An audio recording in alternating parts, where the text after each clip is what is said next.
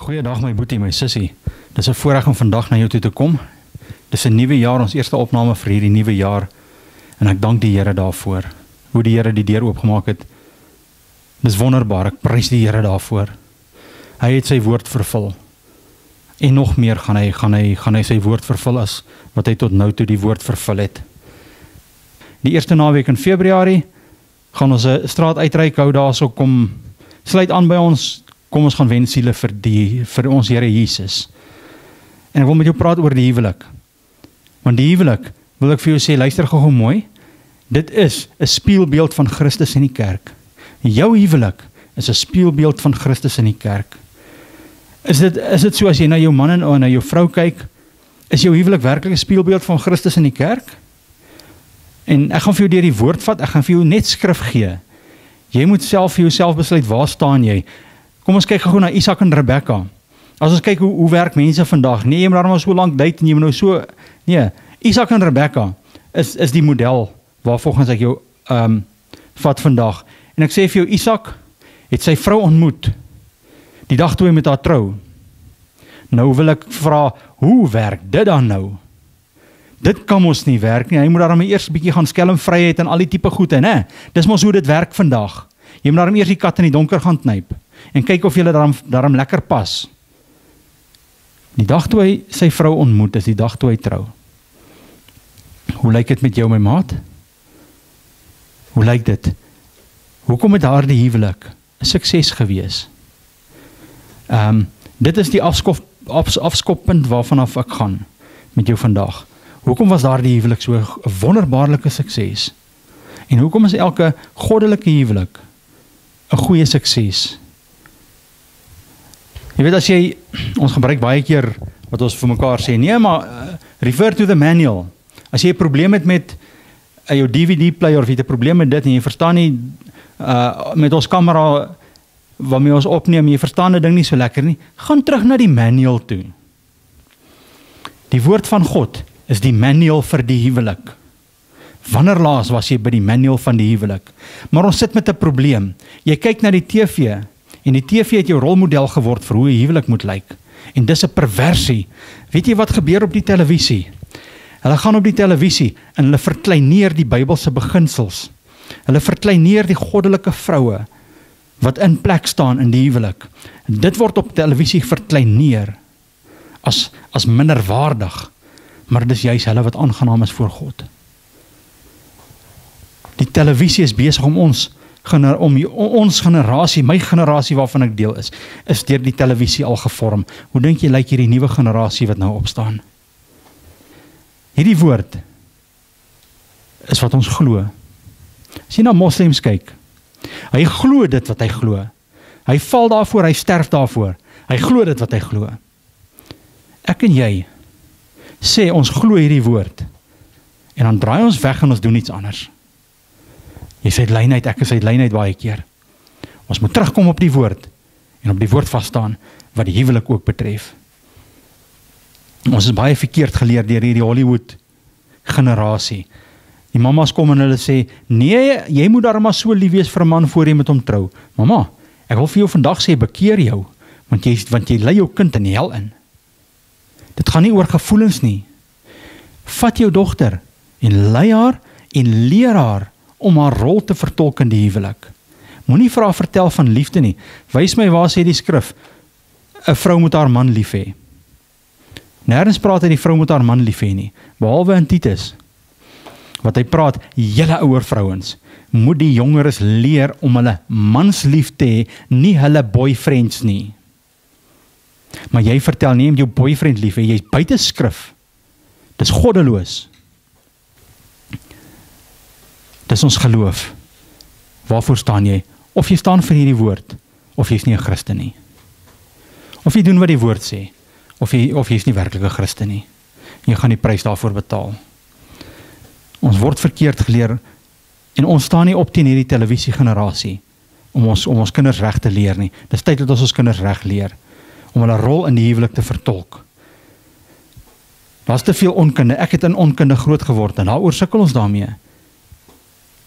Ons het in die verliefdheidsgenerasie groot geword. Ek wil vir jou sê, ek is jammer, dis verkeerd.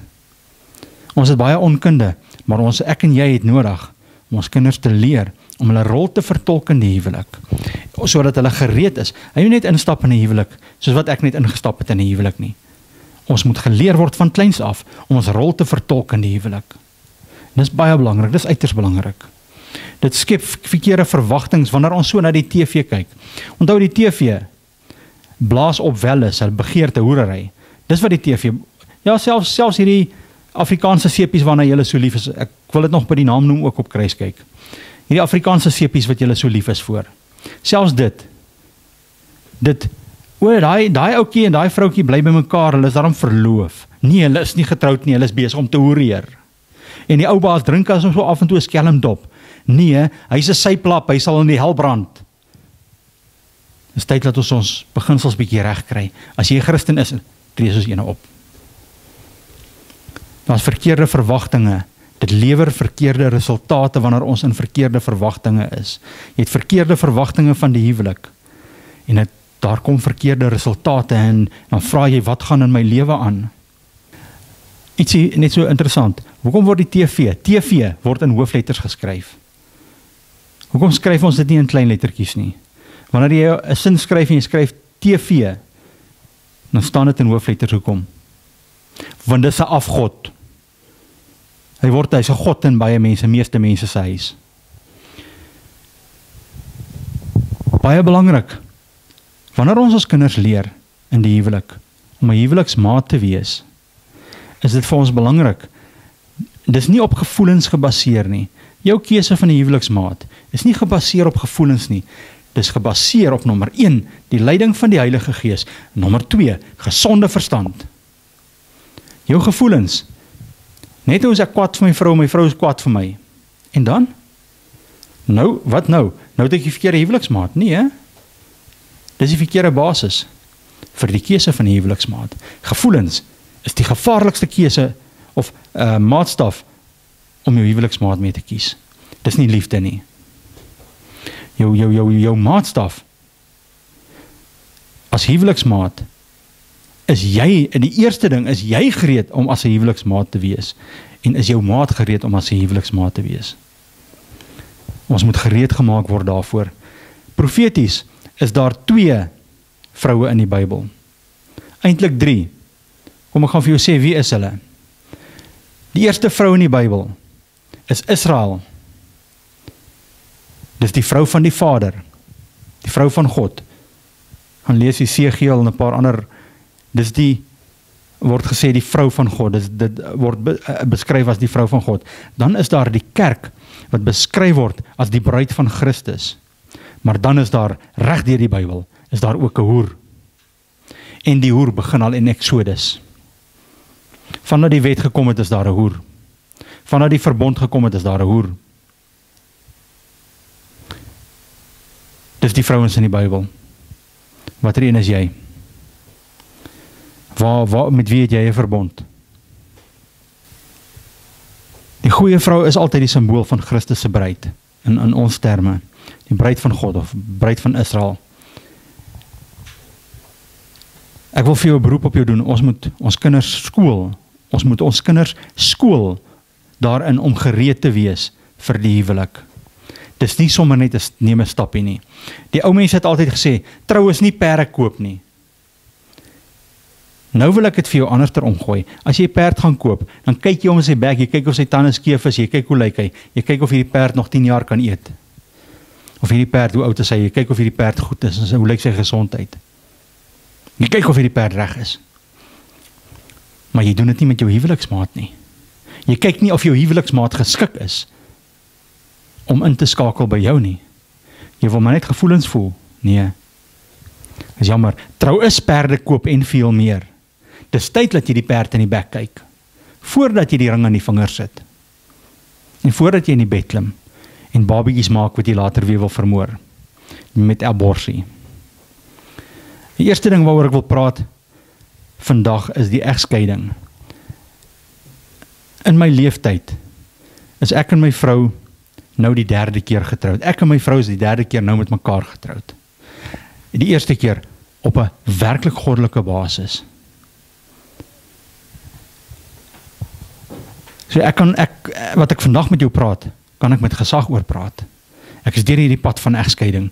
Ek ken al die kante van skei en trou en skei en al hierdie dinge. OK, kom ons begin by Maleagi hoofstuk 2, vanaf vers 14, en hy sê, en julle vra waarom? Omdat die Here getuie is tussen jou en die vrou van jou jeug, aan wie jy ontrou geword het, terwyl sy tog jou metgesel is, en die vrou van jou verbond. Hoe getrou is jy aan jou vrou? Selfs net daai kyk wat jy gekyk het na daai jong dame met 'n half geklede lyf. Selfs net daai huisgenoot wat jy deurgeblaai het en hierdie vrouens wat onderklere adverteer. Hoe getrou is jy aan jou vrou? Het hy dan nie een mens gemaak nie, hoewel hy gees oorgehad het? En waarom die een? Hy het 'n geslag van God gesoek. Neem julle dan in ag, ter wille van julle gees, en wees nie ontrou aan die vrou van jou jeug nie. Want ek haat egskeiding, sê die Here. Hoor, dis duidelik genoeg. God spreek 'n emosie uit hierso. Ek haat egskeiding. Want ek haat egskeiding, sê die Here, die God van Israel. En dat 'n mens sy kleed met geweldpleging bedek. Die twee dinge wat ek vandag vir jou sê, wat God baie duidelik pertinent sê, ek haat egskeiding en geweld. Julle ouens wat dink jy kan gaan boks tot eer van verheerliking van die Here. Jy vat dit mis, my maat, bekeer jou. Jy dink jy kan, julle ouens wat hierdie rostwee en al hierdie goede kyk, WWE en al hierdie dinge, né? Ek sê vandag vir jou, jy kan nie tot eer van God geweld gaan pleeg nie. God haat geweld. Want ek haat egskeiding, sê die Here, die God van Israel, en dat 'n mens sy kleed met geweldpleging bedek, sê die Here van die leerskare. Neem julle dan in ag, ter wille van julle gees, en wees nie ontrou nie. Markus 10, vers 6 en vers 12. Markus 10, vers 6, maar van die begin van die skepping af, het God hulle man en vrou gemaak. Van die begin van die skepping af, het God my en my vrou, man en vrou gemaak. Dis nie ek het met die verkeerde vrou getrou nie, dis 'n kwessie van, was ek geskik vir my rol as huweliksmaat vir my vrou? Was my vrou gereed daarvoor? Dis haar kwessie. Of sy gereed was vir die huwelik. Markus 10 vers 12. En as 'n vrou van haar man skei en met 'n ander een trou, pleeg sy egbreek. Wanneer 'n vrou met haar man skei, of wanneer 'n man sy vrou skei en met 'n ander een trou, pleeg jy egbreek. Jy pleeg egbreek teen daardie persoon. Jy sien, dit is so maklik om weg te hardloop en te sê, nee, ek kan nie, ek het die verkeerde maat getrou en dit is, alles loop verkeerd. Ja, want jy het met jou gevoelens gekies. Nou moet jy jouself regkry om 'n goeie huweliksmaat te wees. Nie agter jou gevoelens aanhardloop nie. Want jy sien, ons het selfsugtige generasie geword.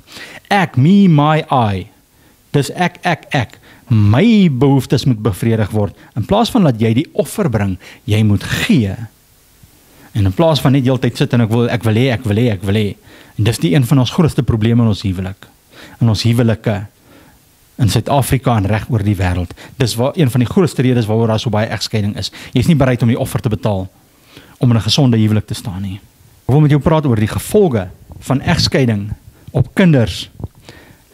Want daar's net verloorders in 'n egskeiding. Ek sê vir jou, as jy in 'n egskeiding staan en jy is deur 'n egskeiding, dan weet jy een ding met sekerheid. Egskeiding is 'n ontvlugting. Dis nie 'n oplossing nie. Daar's geen oplossing in 'n egskeiding nie. Dis 'n ontvlugting omdat jy nie die ruggraat het om die oplossing uit te sorteer nie. Omdat jy nie die pad van oplossing wil stap nie. Die effek van egskeiding op kinders, en dit is 'n ding wat ek gekry het, wat my nogal diep getref het. En in daardie stadium het ek in 'n egskeiding gestaan, ek en my vrou besig om te skei. Vir die tweede keer het ek hierdie artikel gekry in die Pinkster Boodskapper. Die artikel is geskryf deur Dr. Willie Olivier. Die navorsing is gedoen deur hierdie Dr. Willie Olivier. En dis in 'n Pinkster Boodskapper September 2004 op bladsy 11. So as jy my wil gaan opcheck op dit, die artikel was oorspronklik in Engels, ek gaan dit net vir jou die statistieke in Afrikaans weergee. 63% van alle jeugselfmoord uit vaderlose huise.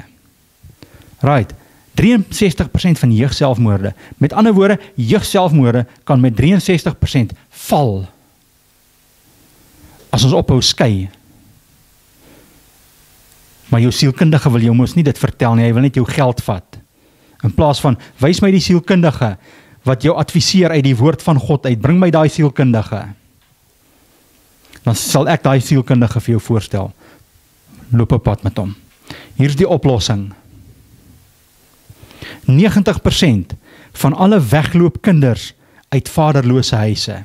90% van alle wegloopkinders kom uit vaderlose huise.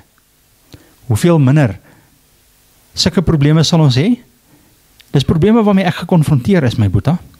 Dis probleme waarmee ek gekonfronteer is, omdat ek en my vrou die tipe lewe gelei het wat ons gelei het. 85% van alle kinders met gedragsafwyking kom uit vaderlose huise. 85% gedragsafwyking. As ons ophou om rond te speel met ons huwelike, gaan ons 85% minder werk gee vir sielkundiges. 80% van alle verkrachters is gemotiveer deur misplaaste woede uit 'n vaderlose huis. 80% minder verkrachtings. Waarmee is ons besig? Hou jy nie van die statistieke nie? Maak maar jou ore oop en gee ag daarop. 71% van alle vroeë skoolverlaters kom uit vaderlose huise. En dit help jy wys nie die vingers, die swartes of daai nie. Dis onder blankes ook, en ek het dit my eie oë gesien. 75% van adolessente wat verslaaf raak aan chemiese middels is uit vaderlose huise. 75% van hulle wat met drugs deur mekaar raak, enige vorm van chemiese middels, vaderlose huise.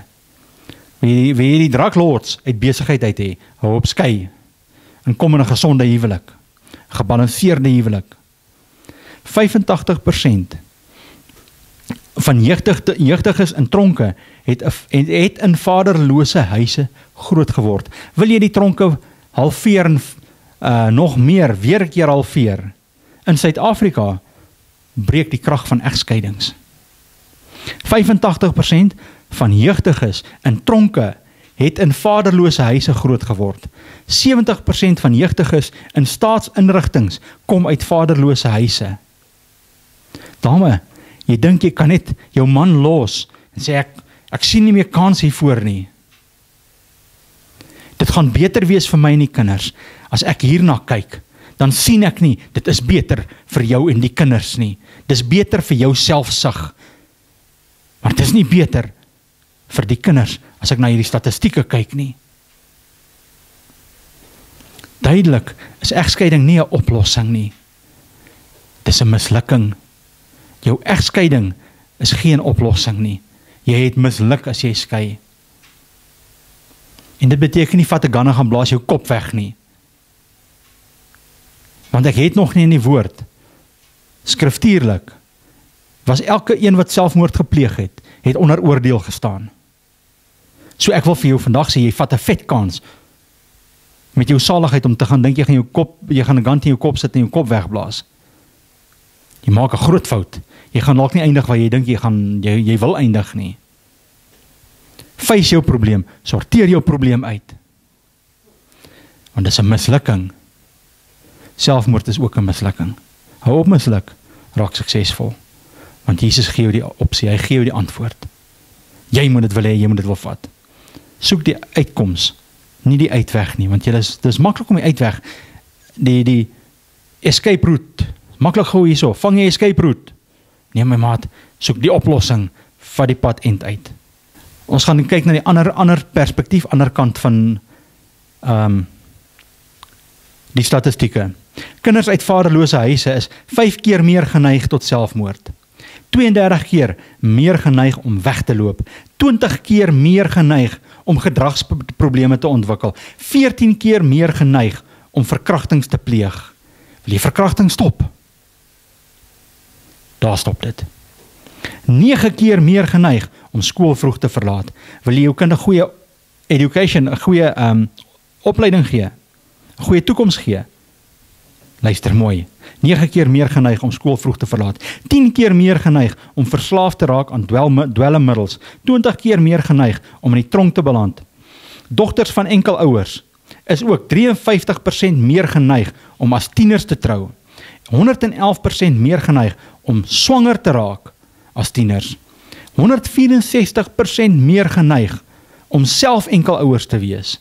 Met ander woorde, dit word net 'n bose kringloop. 92% meer geneig om te skei indien hulle wel sou trou. Intussentyd bly sy in hoerery en geen hoer sal die koninkryk van God ingaan nie. Dis wat jy aan jou dogter doen. Dis wat jy aan jou seun doen. Hoe lank gaan jy nog daarmee aanhou? Is dit hoe liefde lyk? Is dit hoe lief jy vir jou kind is? Deur dit aan jou kind te doen. Is dit hoe lief jy vir jou kleinkinders is? Deur dit aan jou kleinkinders te doen. Of jou dogter en vir jou seun te sê, nee, skei. Jammer my maat, jy moet regmaak met God. En dan regmaak om jou kinders te leer. Hoe om op te tree in die huwelik. Ons moet ophou met ons selfsugtigheid in ons huwelike. En luister, ek praat met myself, ek praat met elkeen van ons hierso. Is dit hoe liefde lyk? Nee. Markus 10 vers 6, maar van die begin van die skepping af, het God hulle man en vrou gemaak. Om hierdie rede sal die man sy vader en moeder verlaat en sy vrou aankleef, en hulle twee sal een vlees wees, sodat hulle nie meer twee is nie, maar een vlees. Wat God dan saamgevoeg het, mag geen mens skei nie. En luister gou. In Jesus se tyd het die man die vrou gaan haal, hy het aangebou by sy pa en sy ma se huis, en hulle daar gaan bly. Toe kom Jesus en hy sê, nee, luister bietjie, jy gaan jou pa en jou ma se huis ook verlaat. En nou wil ons hierdie skrif sê, nee, jy moet mamma vas wees. Mevrou, nee, ek is jammer. Jy het reeds jou huis verlaat. Jy is reeds, dis hoe dit reeds was. Die vrou het reeds haar huis verlaat. Nou kom Jesus en hy sê, die man moet ook sy huis verlaat. Hulle moet uitkom. Geen familie nie. Want familie kan vir jou risiko in jou huwelik wees. Soos vriende ook. Egskeiding is nie die oplossing nie, dis 'n mislukking. Hoogmoed, ek, is 'n gevaarlike ding in jou huwelik en in jou lewe. Breek met hierdie goed. Jy wat dalk op die punt staan en egskeiding oorweeg, of jy sê nee, soek die oplossing, asseblief. Gaan soek die oplossing in die woord. As jy jouself as 'n Christen noem, gaan soek die oplossing in die woord. Julle wat geskei is en met iemand anders getrou is, gaan vra vergifnis en begin in Christus leef. Jy kan nie nou weer terugdraai nie. Maar as jy in die toekoms weer hierdie geleentheid het, of nie die geleentheid het nie, maar gekonfronteer is met so 'n situasie, hanteer dit op God se basis, volgens die woord.